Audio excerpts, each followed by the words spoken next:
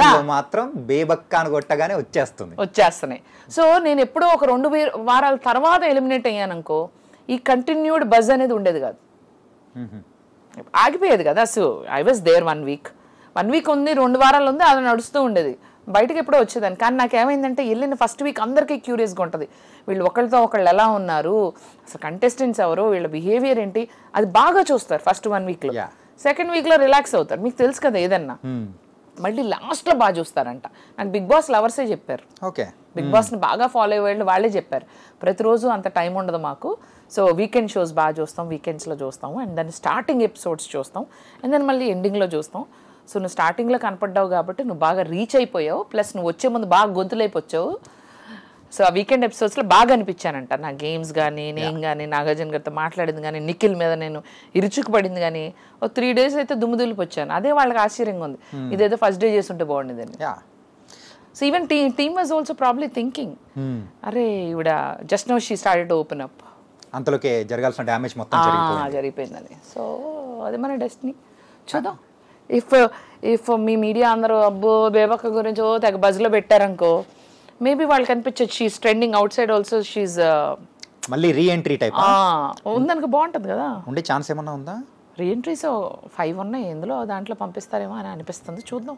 Wild card entries అయితే 5 ఉండబోతున్నాయి అనుకుంటా. అదే that's what people are saying. నాకు తెలియదు, వాళ్ళు చెప్పరు కదా ఇది. ఒకళ్ళు ఉంటే నా ఇంట్రెస్ట్ అని మాత్రం చెప్పాను, చూద్దాం, ఉంటే వెళ్దాం. ఇంతకు మొత్తానికైతే యుఎస్కి అంటే మొత్తం తర్వాత బ్యాక్ టు యుఎస్ ఎందుకు వెళ్తా? వెళ్ళిపోమనే ఏంటి అంటే నార్మల్గా అడుగుతున్నా.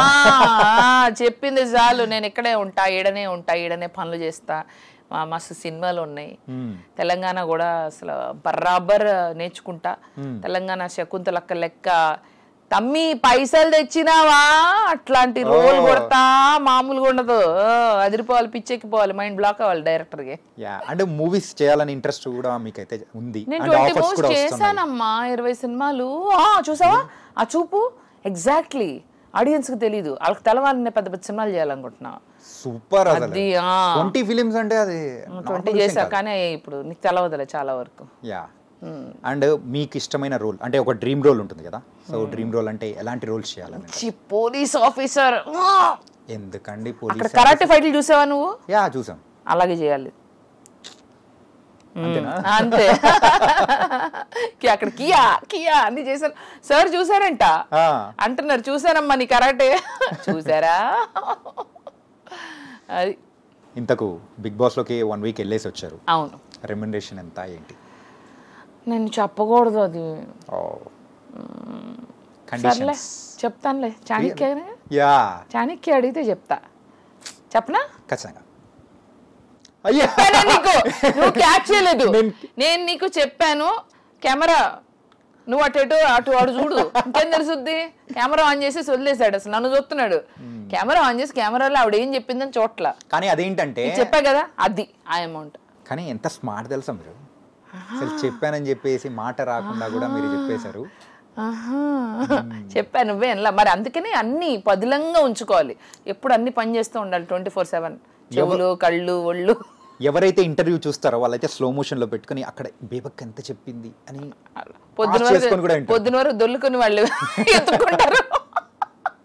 చిచ్చి ఈవిడంత మోసగత్త అనుకోలేదు. అంటే మీరు చెప్పింది తప్పనా? ఏమో చూడు, నువ్వు తర్వాత వెళ్ళి చూడు, ఎపిసోడ్ చూసుకో.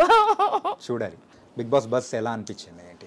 బజ్ అంటే బయటకు వచ్చిన తర్వాత ఫస్ట్ ఇంటర్వ్యూ బయటకు వచ్చిన అర్జున్ గారు. అర్జున తను వెరీ స్వీట్, కాకపోతే ఒక బజ్ హోస్ట్గా తను ఇంకా అంటే ఫస్ట్ ఇంటర్వ్యూ నాదే కదా. అంటే అర్జున్ నాకు అనిపించింది, నిజంగానే చెప్తున్నా, మీరు కొంచెం ఎనర్జెటిక్గా ఇంకొంచెం ఉత్సాహంగా చేస్తే బాగుంటుంది. ఎందుకంటే మేము ఆల్రెడీ డిప్రెస్డ్గా బయటకు వస్తున్నాం, అంటే బయటకు వచ్చే వాళ్ళనే కదా ఇమీడియట్లీ ఇంటర్వ్యూ చేసేది. సో మీరు ఆ స్పిరిట్ని బయటకు తీసుకురావాలి,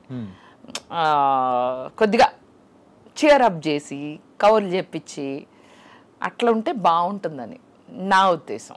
ఓకే, అది.